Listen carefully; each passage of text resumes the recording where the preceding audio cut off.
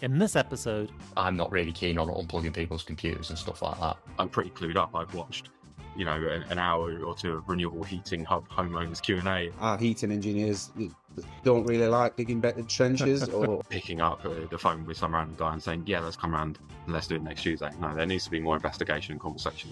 don't burn any bridges with the other installers. For making sure you've got good biscuits and plenty of tea bags.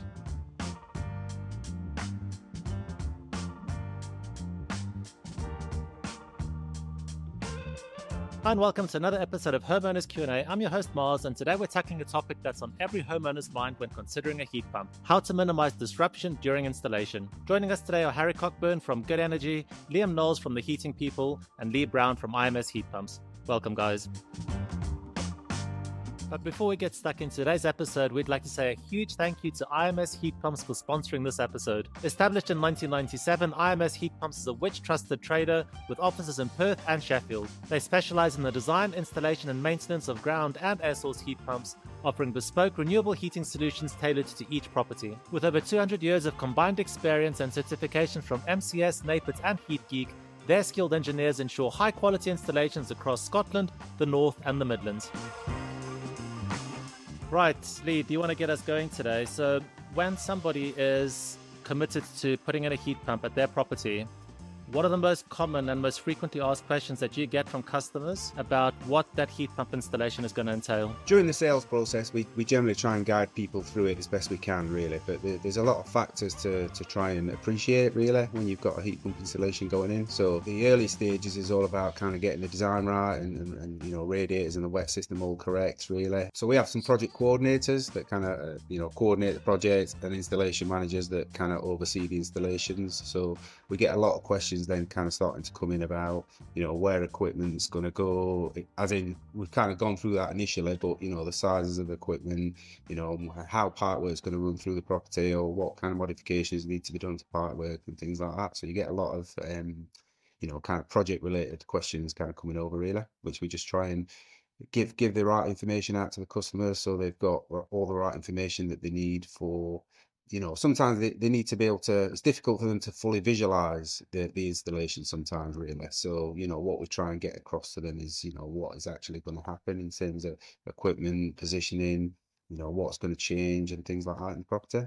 So Liam, let's focus on the outside of the property where the actual heat pump unit is going to go. What kind of a thought process does the homeowner have to undergo speaking to their installer to try and figure out what the best place for that heat pump will be, and what kind of level of work is going to be entailed to actually get that heat pump connected from the outside unit to the inside? So there's quite a few things that homeowners need to think about when they're considering the external location of the heat pump. The first thing that always springs to mind for me is planning permission. Whether the location they want to put it in is going to require planning, particularly from a sound assessment point of view. So how far away it is from neighbours' windows. There are some rules of thumb, but really, unless you do a calculation, you can only make a best guess up to that point. We obviously currently have planning on distance to boundary as well, which we may or may not have in the near future, and unit size, which again may be gone. After that, depending on what heat pump it is they're using, distances to doors and windows of their property. Particularly, you wouldn't want it to be obscuring a window, but if they're using something like the Valent Aerotherms, but not R290 gas, we've got minimum clearances to keep away from openings into the buildings. That would be something that their installer would discuss with them, but if they want to get ahead of it, it's worth looking at the manuals of the heat pumps that they are open to installers, seeing if there's any clearances like that. After that, I suppose you get more onto the technical side of stuff, so minimising the pipe route from where they'd like to put the heat pump to where they'd like to put the cylinder, particularly keeping it closer to the house, because although we can do external pipe work with underground pipe work, it's far more expensive and disruptive when you've got maybe mini plant there to dig out. Harry, Liam mentioned the planning permission side of things. When it comes to the actual noise assessment, what is the actual process to get that noise assessment done? Is it done by the installer? Can you just walk us through that process? So the exact specifics really depend on where the air source heat pump is located outside the property. We then look at the nearest habitable neighbour's window. So that might be the window to a bedroom or a dining room, somewhere that's very much habitable. We look at a number of factors that impact that. We look at the distance involved. We look at the numbers, the number of surfaces within a meter of the heat pump, so that's affecting the sound reflection. We look at anything that breaks the line of sight, so if you have a fence in the way, and that gives us a sound impact volume in terms of decibels. As long as it's below a certain MCS requirement, then you don't need to get planning permission. That'll be sitting within permitted development. But that's something that we'll only know once we come onto site and it's tied up with other factors like the optimal pipe routes and, you know, the positioning of the heat pump aesthetically, and is that going to be on a seating area? So there's loads of different factors that you need to take into account that first can affect the heat pump position, and then we start to look at the sound assessment in terms of the impact on the neighbour's property. Lee, when we installed our heat pump, we were given a schematic by our heat pump manufacturers because it was kind of a weird installation job where they actually secured the installers for us. But we had to do a lot of the work in advance of them actually coming. So when it came to laying the base, we were given the actual plans on what that base should look like. We decided to position our heat pump 20 meters away from the house, so we had to dig a little trench for them. Is that something that's you would encourage the homeowners to do themselves, or is that something that the actual installers can also potentially offer as a service? Yeah, so I guess it's down to the customer really. I mean, we offer kind of both services. We can do everything for them, or we can, you know, let the customer build the base or do what they want to do. As I say, it's down to the customer really. Sometimes they're looking for turnkey solutions. They don't want to get involved. Sometimes they're quite practical, or, you know, might have a building related kind of background, so they're happy to kind of do stuff really. So, you know, kind of through the initial stages really, we're talking to them about that really, you know, kind of offer that service. And, you know, as we say, we're happy to kind of do that. If they want to do it, that's great. We'll give them all the relevant information. We'll kind of go through the plan of what we require, specifications of bases or trenches or anything like that, and then, you know, they just stick to the specification that we've given them, and everything kind of ties in quite well. If they don't want to do that, then yeah, we just take over that, and we'll kind of bring in any contract labor that we need, you know, because we tend to, our heating engineers don't really like digging better trenches or digging bases, you know, so we try not to upset them, get some guys in that kind of can do that, and, you know, we tie it in with the team at the time really. And what about you guys, Liam? Do you have a similar approach? Very similar. We tend to end up doing the bases if we're doing retrofit work for customers. It is often picked up by a builder or someone like that if we're working as part of an extension or an extensive renovation rather than just a retrofit. But like at the house I'm at today, we often find there's a suitable hard standing that is firm, level, and we can put the heat pump on there rather than build a base for it. Sometimes we will have to drill soakaways and stuff like that. Sometimes there'll be a drain that we can connect to. So you've not always got that additional step of a base being formed.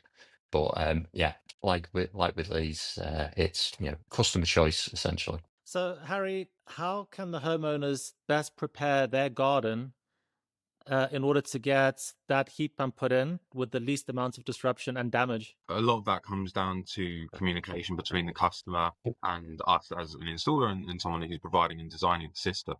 I think that the more that we know about what's important to the customer, the more that we can work around and limit and reduce any disruption.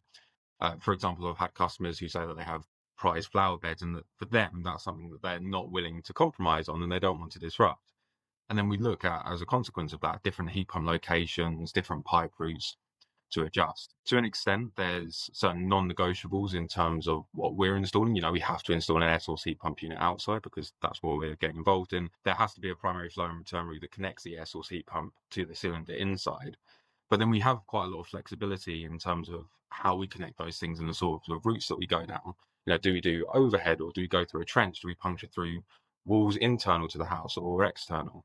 And that's similarly reflected in the garden. You know, if there is a price flower bed, then, you know, we can certainly make sure to do our best not to disrupt that. I think there's also a consideration to be made for the scheduling of works, especially if there's extensive renovations going on.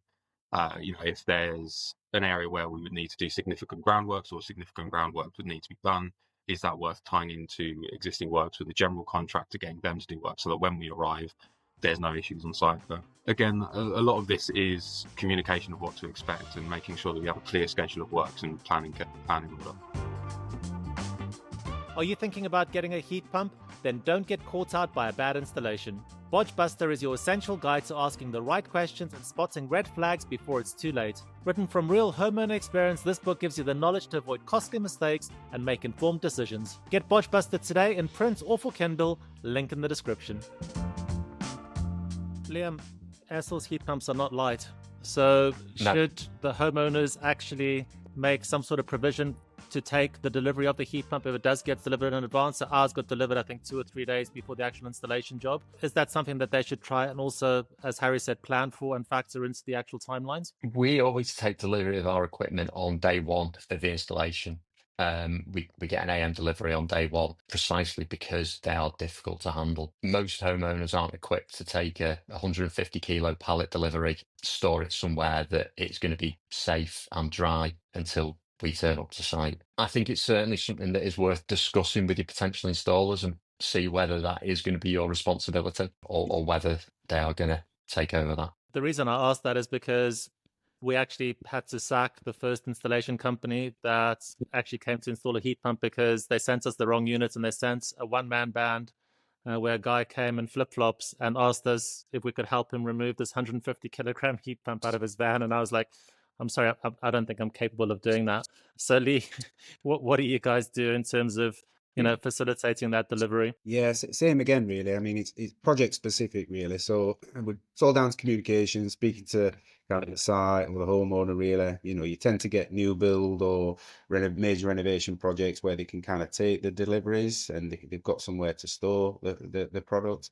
We generally like to do that just because we know that then there's going to be no headaches with equipment kind of arriving. I mean, we've pretty much got the suppliers on board with what we're doing with deliveries, so we're pretty good with that. But you never know. Sometimes it's always better to have the equipment there. You never know if the delivery truck's going to get a breakdown on the day and stuff like that. So all these things impact. But yeah, I mean, if it's a retrofit project, then homeowners can't be expected to take delivery of big equipment, and they generally don't have. Saying that though, some projects do have garages, and we'll speak to them, and they say that they have to, if it's getting delivered onto a driveway, they have to take delivery into an empty garage. So it's just down to communication. But if they can't do that, which most places can't, then yeah, we arrange for. I mean, we try and take the deliveries out of the supplier's hands to a certain degree because we don't want to be relying on them on the first day. So we'll generally get them brought in house and then get our own delivery drivers to deliver them on the day. And as you say, it's on the morning of the first day install. Yeah. So Harry, I think a lot of people that install heat pumps that are actually set away from their house, I would assume that the most viable route to actually get the piping back to the house is via a trench. We had a heat loss pipe put in to basically help insulate the actual pipework that runs underneath our driveway. What is the advice that you would give to people that are planning to install the heat pump further set away for that actual trench in terms of the preparation for that trench? So what we do is we provide specifications for the trench to be dug to, and that can be done by a third party, that can be done by a contractor. Generally, for us, we believe it works better to kind of separate the scope of work. We don't tend to dig trenches as a matter of course, but it's certainly something we can look into subcontracting. As long as that trench is dug to the right specifications, then we don't necessarily expect any problems with that. We also fill in the trench afterwards, so the contractor won't need to come back and do that afterwards.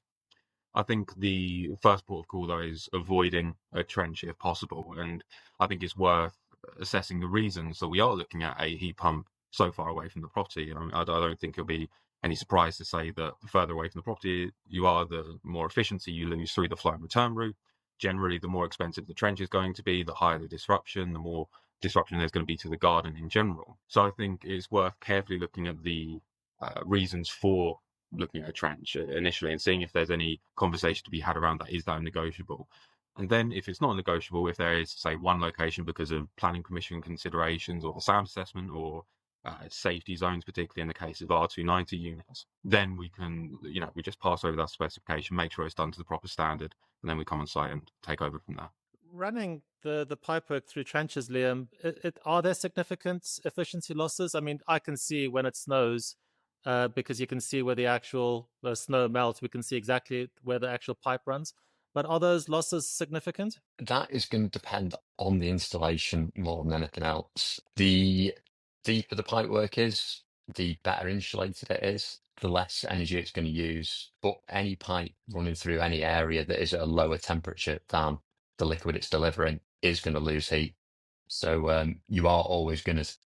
So I was going to say you are always going to see some drop off. It may not always be measurable or certainly visible without putting test equipment on. But yeah, you are always going to have a drop off in efficiency with any longer pipe run, whether that's underground, overground, or anywhere else. Lee, the one thing that I'm beginning to see a lot more kind of horror stories when it comes to the actual installation of the units outside is the lack of lagging.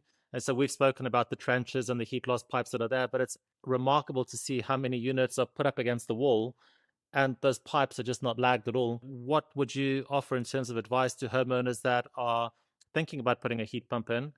Do they force those installers to put some high level lagging on? You would hope that the homeowners are kind of going to high quality installers from the first instance, really. And your high quality installers are always, it's an essential part of the installation, really.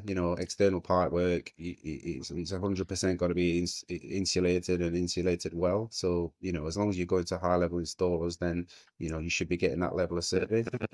If you are kind of noticing things like that, then absolutely, it's a crucial part of the installation. It should be insulated with, as I say, high quality and the right insulation. Really, the customer should never have to force the installer to do something to standard. It is probably worth asking installers whether they have a portfolio of previous work, whether they can show you those types of images. Like you say, external insulation seems to be the most photographed thing at the moment and up on all of the online forums, because some of it is absolutely shocking. And like Lee said, it is such an important part of the job. You would hope an installer will be able to correctly specify and install the insulation. It shouldn't be for the homeowner to have to pick up on. Unfortunately, I think once you get to that point, you are probably a little bit too far down with the wrong installer. Quite a simple aspect of the actual whole installation. So actually to get that aspect of it wrong, there should be alarm bells ringing there, really. There's a brand, I think they're called Primary Pro. They do kind of high-end lagging. Is it worth the expense to go down, a more premium kind of form of lagging? I think so. We use at the minute a combination of Primary Pro and Armorflex inside trunking. We don't tend to use Armorflex HT because it seems to break down a little bit quickly. Primary Pro has its drawbacks as well, particularly the bond and seal, which I end up covered in every time I install it. But there are other high quality options as well, like the Tough Coat, Armflex Tough Coat, and there's other brands with the similar type of stuff. So it doesn't have to be Primary Pro. It is one of the better options and one of the suitable options with UV and weather protection. So, Harry, I think the most questions we actually get from homeowners that are considering putting in a heat pump is from an interior perspective. So their biggest questions are, how can they best prepare the inside of their home to accommodate for a heat pump? I think there's probably two major scenarios that we should look at. One would be a retrofit, so we're installing to a property that has largely been left alone. Perhaps it's a house from the 60s that's slightly been added to, but doesn't have major works. And then I think on a slightly separate note, there's the aspect of renovations where there's a lot of works going on already, and then new builds alongside that. I think for retrofit, again, it's more a case of how we install these things and what balance we strike with different priorities with the customer. So speaking in terms of the primary flow and return route, which is one of the more disruptive elements of it, it's a case of looking at how that runs through the house and what the customer's priorities are. Some customers, for them, disruption means aesthetically they don't want any pipework on the outside of the home. And then we can look at the pipe routes and we can say, okay, well, let's have a look at running it internally, but being conscious there's going to be more disruption inside. On the flip side of that, sometimes for customers, we come in and we suggest a pipework route that goes inside. And for them, that's an absolute no-go. They've just done those redecorating, they've had the bathroom redone. So it's about communicating those different aspects and priorities from the customer's perspective, and then we can sort of negotiate around those. In terms of the renovation and new build aspect of it, again, it comes down to making sure that we've got the schedule of works lined up properly, that we're doing things as and when we should be, that we're not coming in and pulling up tiles in a bathroom just after it's been done. And that's something that a general contractor should be able to advise on. But again, we can let people know when the best time for us to come in and make our works happen would be, generally speaking. So, Lee, what level of disturbance can homeowners expect during an installation, and how long will they be without heating? And how long will they be without hot water? So I guess every installation is specific to kind of the instruction that they'll kind of they have. Some installations go quite well. It's pretty straightforward. You've got a plaque-to-plaque plant room. Equipment's already there. There's not too many radiator upgrades that have got to happen. But then on the other hand, you've got an installation where the heat pump's on kind of the wrong side of the building. The hot water cylinders on a higher level. And there's a load of radiators that have got to be upgraded to kind of K3s really. So it's different per installation really. So again, that's all got to be communicated through the installer really. In terms of installations, again, just depends on how big and how much we've got there. I mean, we always try and kind of contain it into a week, so that will be a number of guys on site for a week, and I think Comos then can kind of if it's into a portion of a week, it's not a huge amount of disruption. They can kind of plan for it, and then they can kind of move on the week later. In terms of heating being down, we always kind of prime them up so that they're going to be losing heating for a week. But the hot water, it's pretty much straight.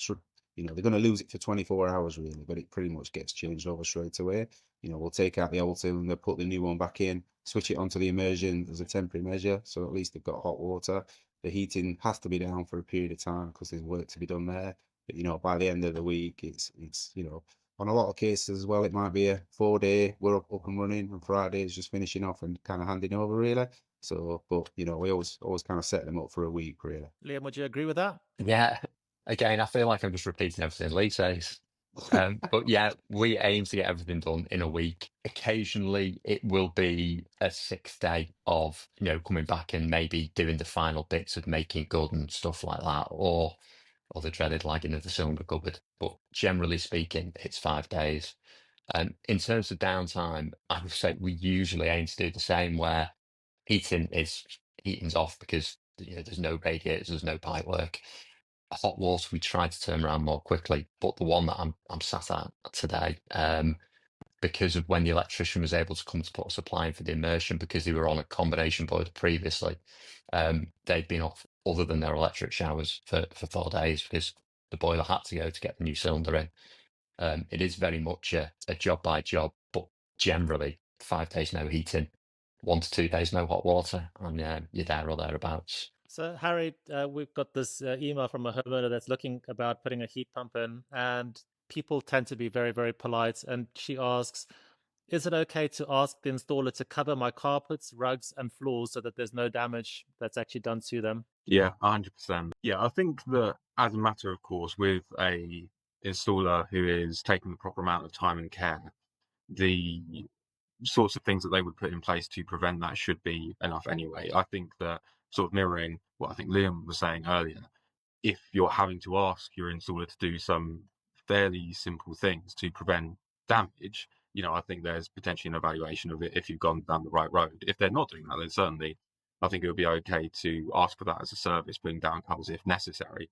There is going to be some level of disruption, and in terms of puncturing through walls, there's going to be some damage to those areas, of course. But I think that it's the responsibility of us as a company installing these systems to reduce that disruption as much as possible. So yeah, I certainly wouldn't shy away from asking an installer to be cautious and cover things and prevent damage where possible if that's not something that's been done already. So, Lee, when you speak to customers that have actually had a heat pump put in already, what are you most surprised to hear from them in terms of the things that surprised them the most about the installation? It's always a funny one, that one, because even though we communicate a hell of a lot of information to them, and even show them pictures like which is on the wall, because pictures to paint 1,000 words really. But even though we kind of give that amount of information to them and kind of running through stuff, they're still quite surprised by how much equipment is in there. Not that there's a huge amount, but it's usually different to what they're used to. So it's just that change really. They might say that the radiators are kind of bigger than they anticipated, even though they've kind of got the sizes and we've kind of measured them up and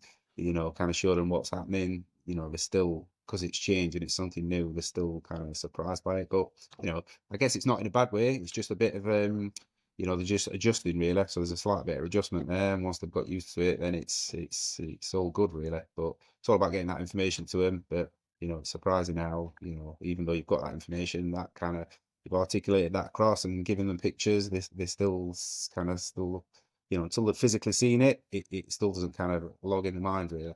Liam, I think that we tend to find that a lot of homeowners are actually quite shy in terms of asking questions because, I'll be honest, heat pumps are a million miles away from a gas boiler in the way they actually work. And I think a lot of people are sometimes intimidated by that.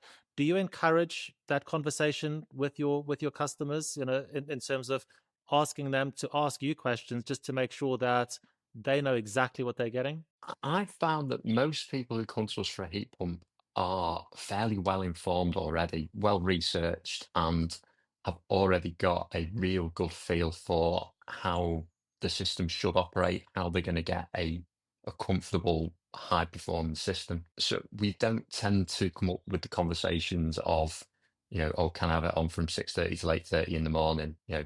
These are my old boiler times. But for anybody who isn't sure about the way it should operate or what the difference will be, what difference their input into the system will be, what difference they're going to feel from the system, they certainly should ask. Speak to their installer. Customers want to see it, and they generally, when they come and to us, they're very well versed in what they're kind of going to be looking to get. But there's actually no real or better valuation of that, really, of actually going to look at an installation itself. So, I mean, I've got one installed in my own home, so I often encourage people to come around. I know that there's a website out there which is Visit a Heat Pump, which is a great idea, really, where people can just go locally and look at installations that have happened.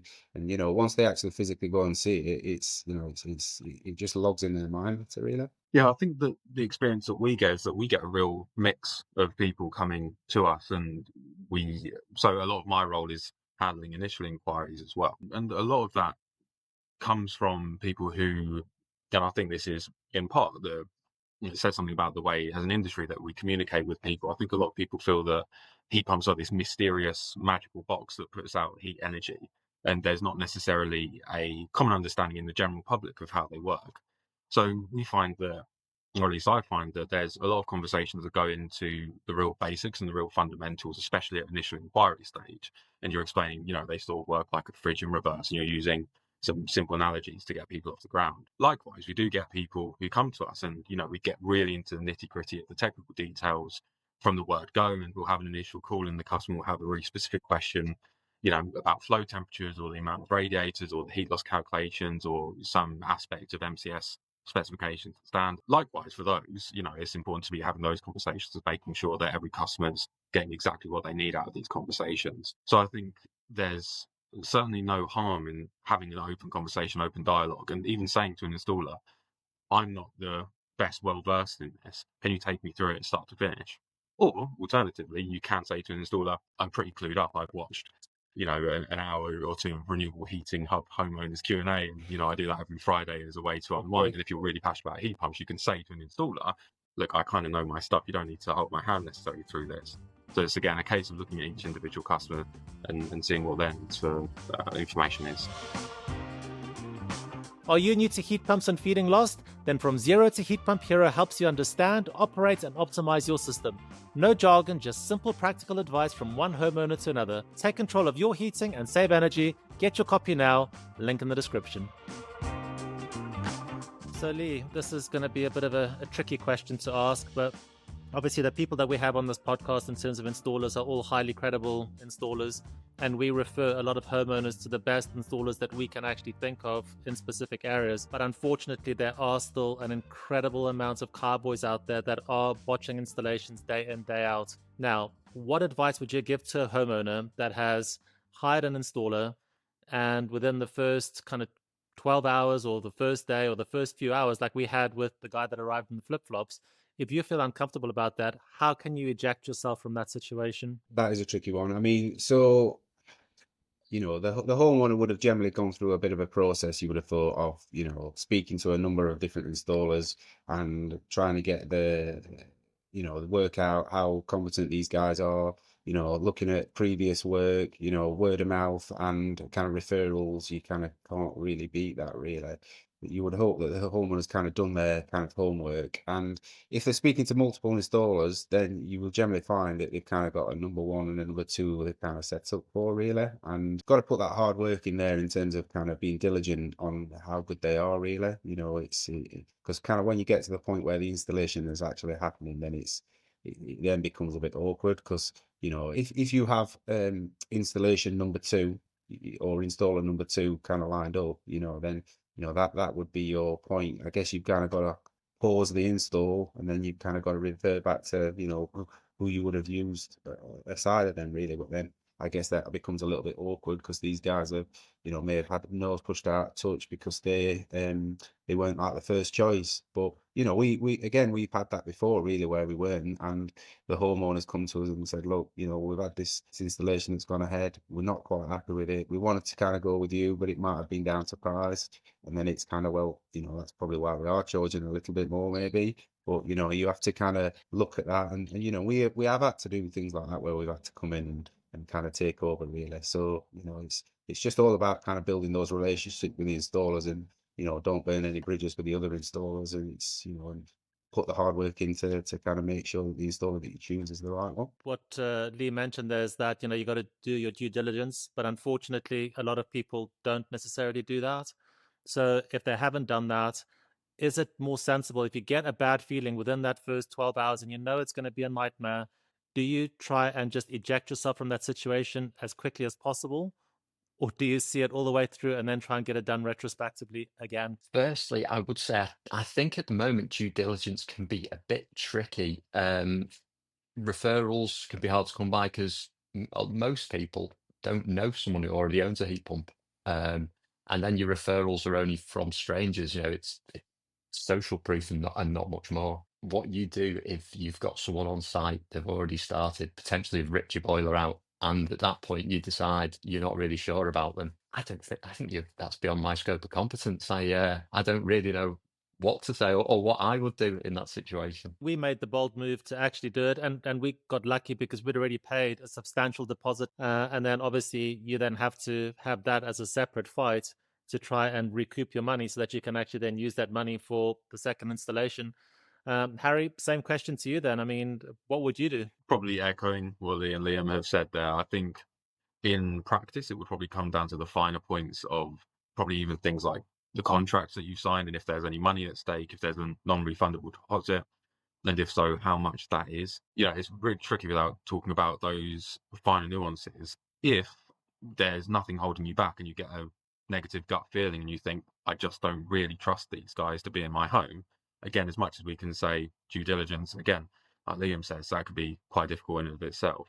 If there's nothing holding you back and there's no reason, you know, not to look at different installers, and I think even at that like juncture, you know, the responsibility of the installer is to make you feel comfortable with them in your home, and that they're going to be installing to a high quality. So if there's red flags, I think that's certainly something worth addressing. But again, in a practical sense, in a pragmatic sense, it might be the case that you're tied in with a non-refundable deposit at that stage. I think that's one of the reasons why it's so important to really be talking to installers that you trust and not picking up the phone with some random guy and saying, yeah, let's come around and let's do it next Tuesday. No, there needs to be more investigation and conversation. I think as well, it's going to depend on what kind of installer you've picked. If it is a much more difficult conversation, I think if you have gone for somebody where the person who is the business owner is in your house and you've decided you don't like them. If it's at a bigger firm, you've obviously got the option to call the head office and say, I'm not happy with who's here. I want to hold the installation until you can put somebody in that I'm confident with. Again, that's going to depend on the installer you pick at the beginning. So there's the benefit of a business owner being on site. You should already have met them at least once, probably several times before you get to that point. Have a good feel for them. But yeah, it is going to depend on the installation company, I think. It's an excellent point, actually, because typically, especially unless you're working with one-man bands, you do tend to meet either a sales rep or, you know, some mid-manager that's not going to be the guy that's actually going to be installing that system in your property. I mean, I know what we would do if we felt uncomfortable with the installation team that came and I still wanted to move ahead with, let's say, IMS. I'd either phone you or Amarin and say, look, I'm really not comfortable with John that's come to install the heat pump. Would you guys then, to appease us as the homeowner, send a different installation crew? We're all about kind of training up, you know, younger guys, because, you know, it's all about kind of bringing through the apprentices and things like that, really. So, you know, and some of these guys who we may send outside may, you know, maybe kind of more of a junior guy who's, you know, been with us quite a long time, you know, done quite a few installations. This might be the installation that he's been out to site on, you know, he may have done 3 or 4 already, and we kind of put them on site, and And kind of one of the reactions sometimes you get is that the homeowner thinks, oh, this young guy's, what does this young guy kind of know? And so we can often get that really. And then so the phone call will come in, and we have to reassure the customer. And if it's a point that they really need some reassurance, then we'll get one of the more senior guys to go out. I mean, we obviously spend a lot of time training the guys as well, but actually what happens is we might initially get that call, but then by the end of the week, it's like, I can't believe how good this guy is. He's such a young guy, such a nice chap, and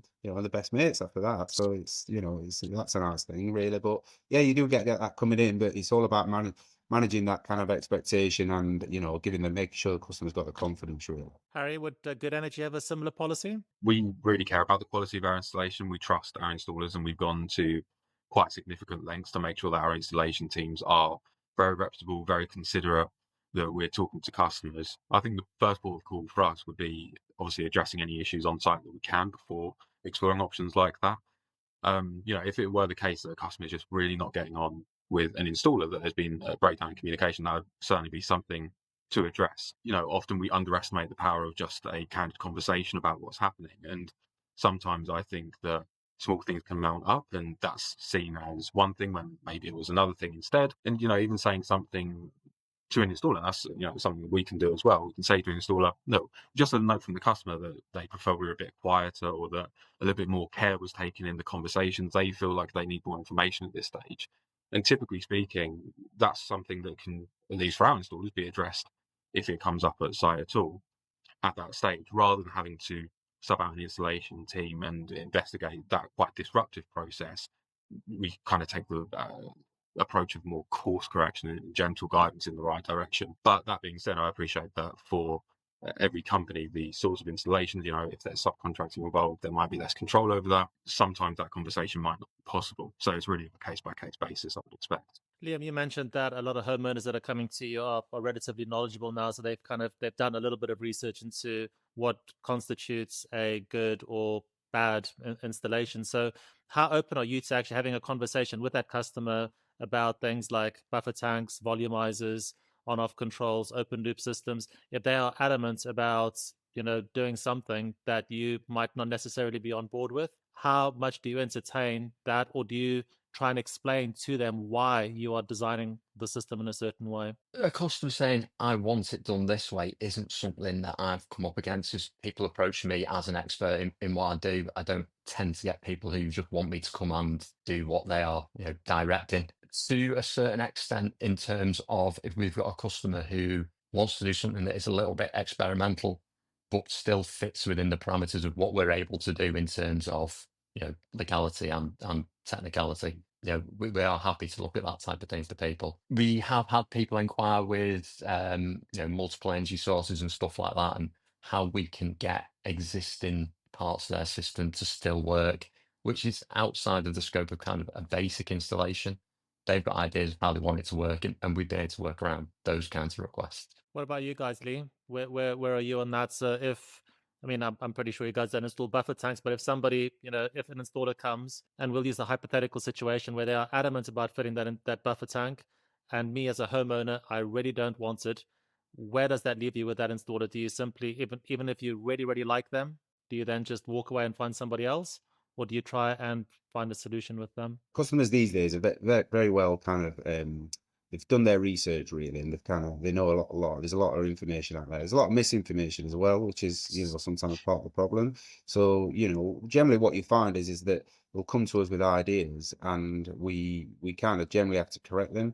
For quite a few instances, and then but listen to what they want. And yeah, some customers are quite adamant that they don't want certain things on the installation, and we'll kind of give them the right information in terms of why we would potentially do that. And you generally find that you come to the right ground in terms of what they want. So at the end of the day, it's the customer's installation.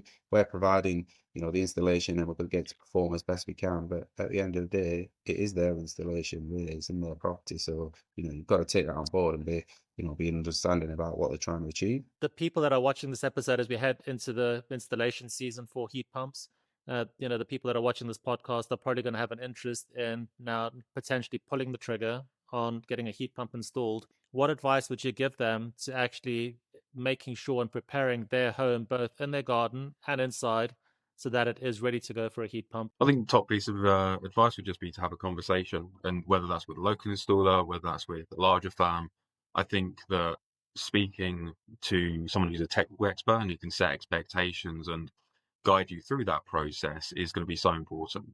There are rules of thumb for a lot of this, and that's really important to consider. And there's best practices as a general course of action. With air source heat pumps, there's such variation in any given installation that without looking at the specifics of a project, it's hard to know whether those rules of thumb will apply, especially when you're talking about things like, for example, variation between R32 and R290, or even if there's a more standard component which has a rule of thumb which tends to apply, there might be some niche variation that you need to take into account. It's always best to speak to an installer, get a really firm idea of what you're looking for, begin the process, find out as much information as possible that's specific to your project, and then you can look at starting to reduce and negotiate disruption as a product of that. Same question to you, Liam. And if they have actually decided to proceed with the installation, and let's say they're a week away from that actual installation time date, is there anything that they can do to prepare their home and or garden for that installation? Yeah, absolutely.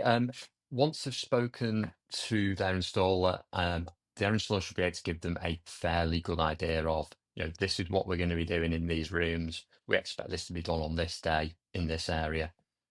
So working with the installer is, the best piece of advice. In terms of stuff that is fairly generic to preparing the property inside, the same as with any heating system, but essentially any work that spreads out across your house. Installers they're going to need to get to every radiator.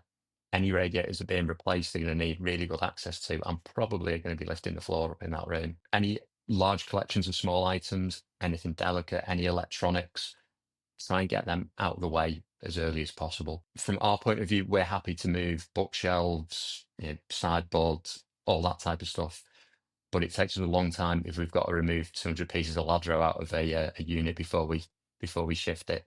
I'm not really keen on unplugging people's computers and stuff like that. Any areas that have got that, if they're likely to be disturbed, or if your installer's already explicitly said we're going to be working in that area, getting them out of the way may mean the difference between, an extra half day on your installation, or when you're about to go out the house, the installer saying, "Oh, we're going to be working there this afternoon. Do you mind moving it?" So a little bit of thinking, what would I want out the way? What things are valuable to me to not be handled by somebody else? We will usually be lifting carpets and stuff in rooms. So if you've got things like boxes under beds and stuff like that, if your installer can tell you on this day, we're going to have that carpet up, being ready the day before. And after that, it's just the stereotypical stuff of making sure you've got good biscuits and plenty of tea bags. Same question and final word to you, Liam. Yeah, so I would just kind of echo that really. So it would just all be about kind of the planning of the installation. By the time you're kind of going ahead with the installation, then we would hope that you're talking to us and we are communicating the right information for you in terms of what's going to happen during the process, where things are going to go and things like that. I mean, any help that you can do to assist with that is great, moving equipment and things like that, just be aware of kind of what's going to happen, and anything that you can do to assist with that really it is great. And then when the actual installation happens, if the homeowner can be around, that's great. I mean, they don't have to be around for the whole time, but certainly on the first day, and certainly probably every morning, just checking in, and then definitely towards the end. So our installers will generally arrive, and they'll kind of plan out what's going to happen. But even the best laid out plans can sometimes change. So, sometimes you just need to, have a quick conversation about something or something like that. So if you're around, you're not going to walk into anything that's kind of, you've not kind of thought is going to happen. So, just being around really and kind of giving a little bit of assistance for anything, and anything that needs a bit of consideration. A heat pump system, there's a lot of work that goes on in the house, and it's not going to be always cut and finish at the end of the week.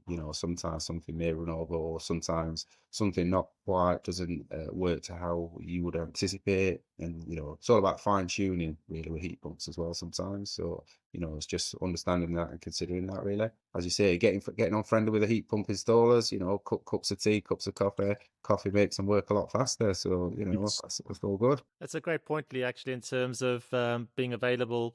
Even if they have got to go to work, I would assume that they should be accessible, even if they are at work via the phone, because things can go wrong. If you guys want, quick and fast answers so that you don't actually slow the project down. That level of contact must be important. Yeah, that's it. Sometimes it's just a quick conversation, really, but quick conversation can speed things up a lot more, and also, it means that people don't have to do things twice. When they thought that this was going to be the right thing to do, and customers got a different view on it, and it's they have to be changed and stuff like that. So, yeah, just working through it, really. If you've got any questions about heat pumps, then you need to join the Renewable Heating Hub forums. You can connect with other homeowners, share experiences, and get advice on heat pumps and renewables. Sign up today and be a part of the conversation. Link in the description. So that's a wrap for today's episode. A huge thank you to our fantastic panel, Harry, Liam, and Lee, for sharing their expertise on how to minimize disruption during a heat pump installation. We'd also like to extend a special thank you to IMS Heat Pumps for sponsoring today's episode. Don't forget to subscribe for more tips and insights on renewable energy and home efficiency. Until next time, stay warm, stay green, stay tuned. Goodbye.